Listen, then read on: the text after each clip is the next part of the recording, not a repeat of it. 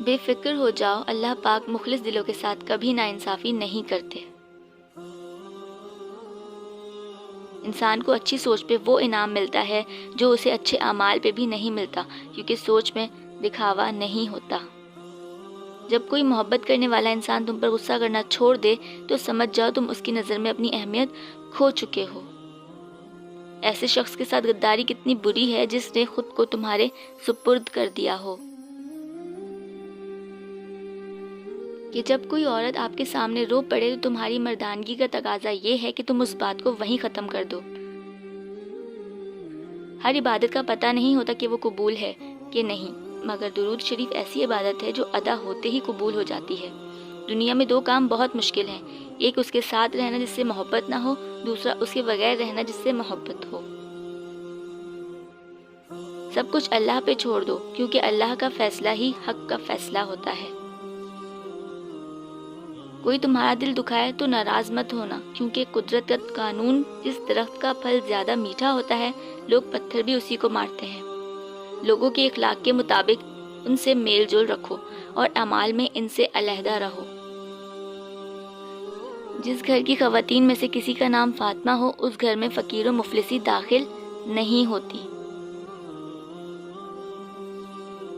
اپنی سوچ کو پانی کے قطروں سے بھی زیادہ شفاف رکھو، کیونکہ جس طرح قطروں سے دریا بنتا ہے اسی طرح سوچوں سے ایمان بنتا ہے۔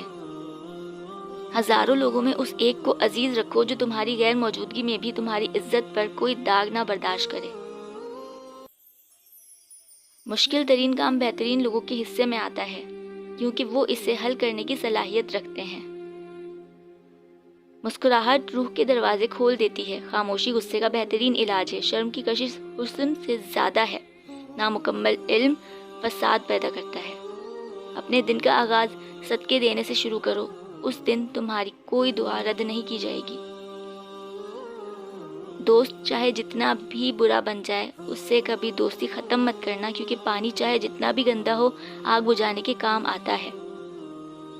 زندگی کی اصل خوبصورتی یہ نہیں کہ آپ کتنے خوش ہیں، بلکہ زندگی کی اصل خوبصورتی تو یہ ہے کہ دوسرے آپ سے کتنا خوش ہیں۔ انسان کو اس کی برائیوں سمیت قبول کرنے والا ہی اچھا دوست ہوتا ہے، ورنہ خوبیاں تو دشمن کو بھی متاثر کرتی ہیں۔ حالات اگر برے ہوں تو یقین رکھنا چاہیے، کیونکہ خدا جب کچھ لیتا ہے تو اس سے بڑھ کر نوازتا ہے۔ کسی کا ظرف آزمانا ہو تو اس کو اپنے سے زیادہ عزت دو، اگر اعلیٰ ظرف ہوگا تو تمہیں عزت دے گا، اگر کم ظرف ہوگا تو خود کو اعلیٰ سمجھے گا۔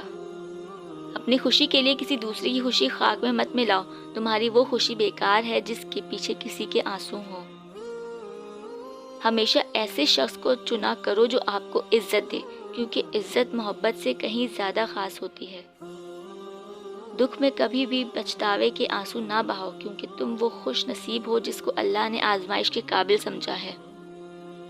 اگر تمہیں معلوم ہو جائے کہ تمہاری ہر تکلیف کے بعد تمہارے لیے کتنی آسانیاں لکھ دی جاتی ہیں تو تم کبھی بھی اپنے حال پر نہیں روگے۔